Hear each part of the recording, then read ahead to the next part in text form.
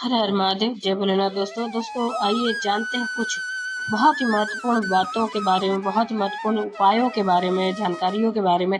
पूज्य गुरुदेव के श्रीमुख से उन्हीं की कथा के दौरान जब वो बता रहे थे तो कुछ अंश को मैं यहाँ प्रस्तुत कर रही हूँ।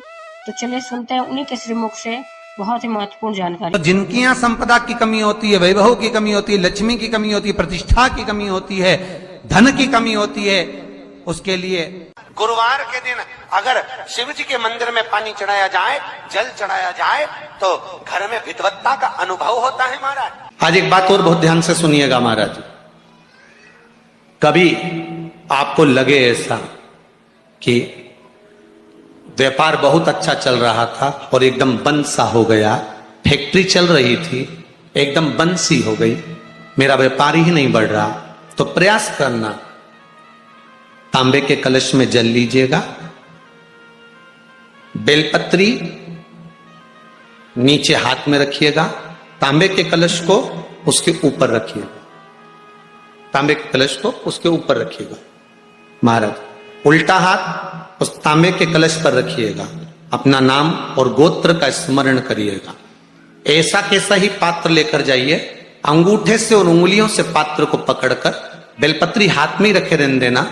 अपनी जिस कामना से जो भी व्यापार है आपका, जो फैक्ट्री है, जो व्यवसाय है, नहीं चल रहा, या इंटरव्यू के लिए जा रहे हो नहीं हो रहा, तो जल का पात्र पकड़कर हाथ का स्पर्श कर कर जल श्री तुम्ब रूपेश्वर महादेव, कौन से महादेव? तुम्ब रूपेश्वर महादेव के नाम से शिव को चढ़ा दीजिए। बाद में पात्र को नीचे रखकर बेलपत्री शंकर जी पे जब चढ़ाएं तो इस डंडी के भाग को अशुक सुंदरी का स्थान होना चाहिए। चढ़ाते समय डंडी का भाग अशुक सुंदर की ओर रख दें महाराज। झोली पसार कर प्रणाम करें, बाबा से निवेदन कर कर आए। 3 से 4 दिन लगेंगे, जो व्यापार ठप पड़ा था उसमें थोड़ी सी उन्नति होना प्रारंभ हो जाएगी। तुम रूपेश्वर महादेव भगवान शंकर आनंद की राशि हैं, शिव सुख की राशि, आनंद देव। ये कई लोग कहते हैं सीवर वाले महाराज जी ने सब काम बेकार करके रखा है। कई लोग कहते हैं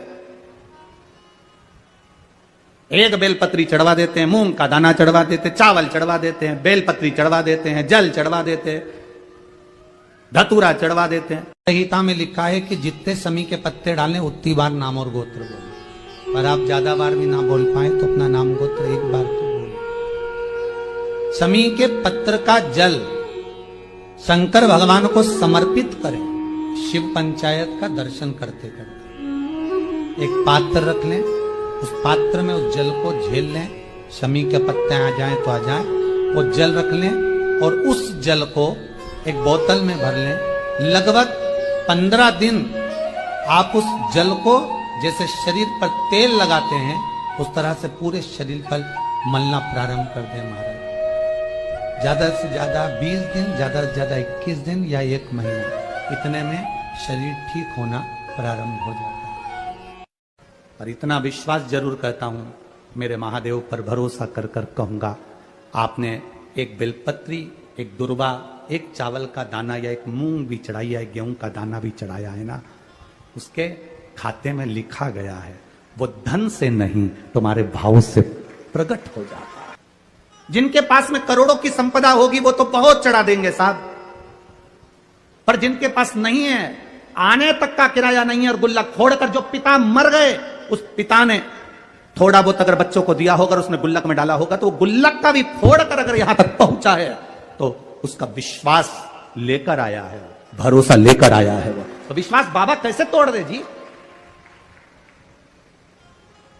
वो भरोसा कैसे तोड़ दे? ये जो ऑपरेशन हुआ उसका, आंख का कैंसर सही हुआ, उस पत्र को जरा पढ़ेंगे तो नीचे एक लाइन उस पत्र में लिखी, मेरी बच्चे पूछती है कि मां, बड़े बड़े डॉक्टर ने कह दिया कि मैं मर जाऊंगी, और आप शंकर जी पे चढ़ा हुआ पानी मेरी आंख में लगाती हो तो क्या मैं बच जाऊंगी? वो बच्ची कहती है, छोटी सी 3 साल की, मंदिर में मां के गले लगकर कहती है, डॉक्टर कह रहे हैं तू मर जाएगी, ये बच्ची जिंदा नहीं रहेगी, और तू कहती है कि पानी लगाने से मैं जी जाऊंगी। मां, क्या महादेव सुनते हैं? उस पत्र को अगर पढ़ोगे तो आपकी आंख में से आंसू बह जाएगा।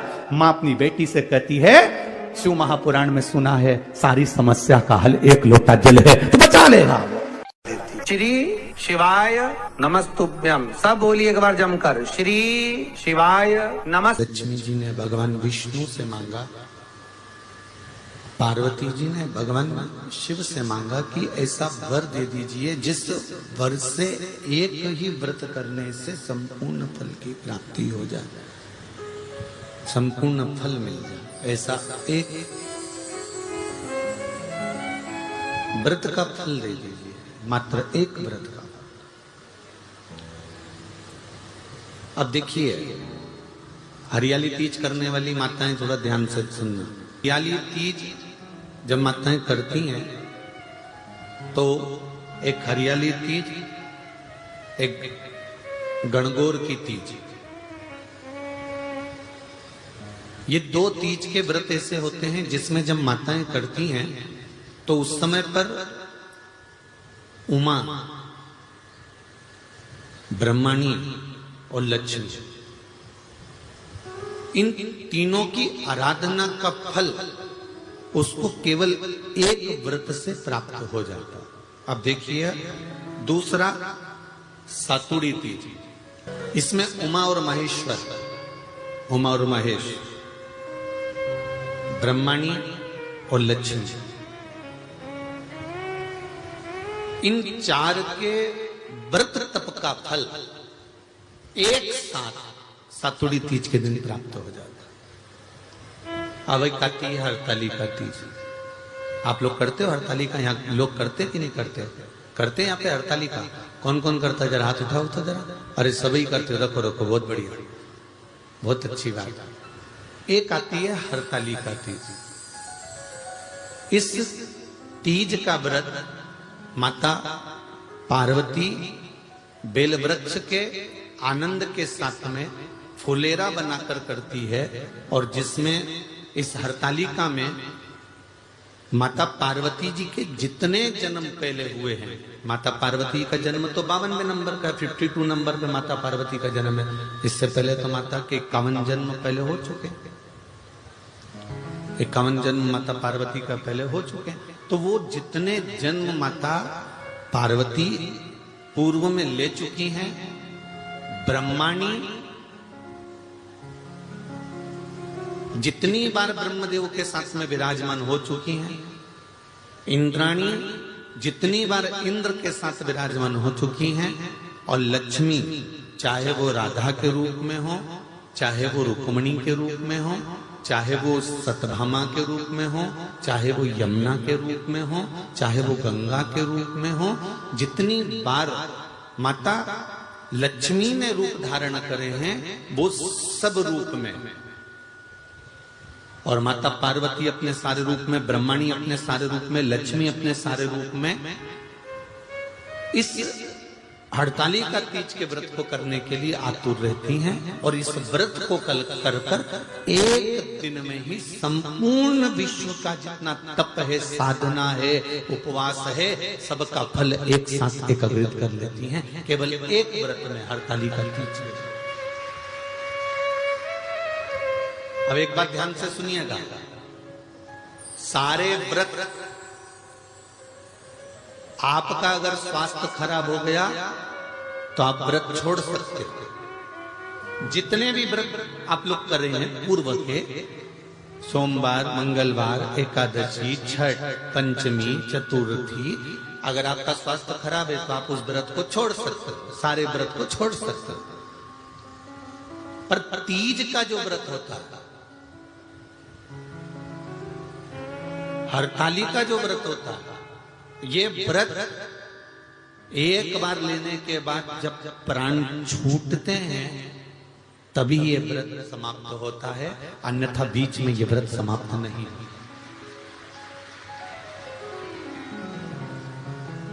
ये व्रत समाप्त होता ही नहीं।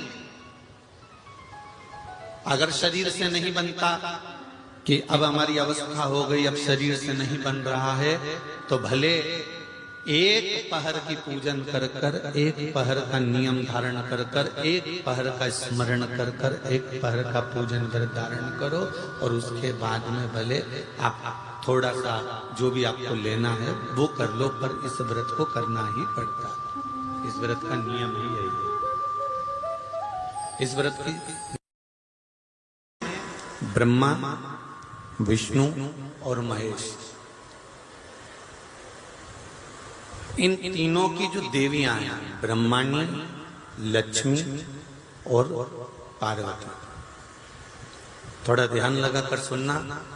हरतालिका तीज शिव महापुराण की कथा ही नहीं, आप जो तीज करते हो, हरियाली करो चाहे सातुड़ी करो, उस तीज की महत्वता क्या है, इस हिंगोली की शिव महापुराण की कथा में अपने को समझना है कि उसकी मूल तत्वता, उसकी महत्वता है क्या, उसका महत्व क्या है।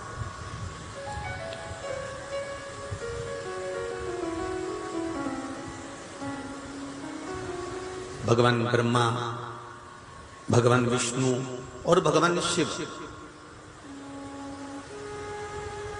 इन तीनों की जो अर्धांगिनियां, ब्रह्माणी, लक्ष्मी और पार्वती, इन तीनों ने तप कर कर, साधना कर कर ब्रह्मदेव को, भगवान विष्णु को और भगवान शंकर को प्राप्त किया। और तीनों ने प्राप्त कर कर तीनों देवताओं से वर मांगा कि वर हमको ऐसा दीजिए कि हमारे तप साधना का फल नारी को तीज के दिन प्राप्त हो जाए। अब देखिए जरा, एक ही व्रत से, एक ही उपवास से उसको संपूर्ण तप साधना का फल प्राप्त हो रहा है, संपूर्ण तप साधना का फल उसको मिल रहा है। मात्र एक व्रत से, केवल एक व्रत कर रहे हैं और संपूर्ण तप साधना का फल उसको प्राप्त हो रहा है। ऐसा कोई व्रत, ऐसी कोई साधना, ऐसा कोई शंभु। तो उम्मीद करते हैं जानकारी आपको अच्छी और उपयोगी लगी होगी। अगर अच्छी और उपयोगी लगी तो एक लाइक छोटा सा अवश्य करिए। आप पहली बार मेरे चैनल पे आए तो मेरे चैनल को सब्सक्राइब करिए, बेल नोटिफिकेशन अवश्य दबाइए, जिससे आने वाले वीडियो आपको समय से प्राप्त होते हैं। दोस्तों, कोई भी प्रश्न या सुझाव कमेंट बॉक्स में लिख सकते हैं। फिर मिलते हैं दोस्तों एक नई जानकारी के साथ नए वीडियो में। तब तक के लिए जय भोलेनाथ, हर हर महादेव, श्री शिवाय नमस्तुभ्यम। धन्यवाद दोस्तों।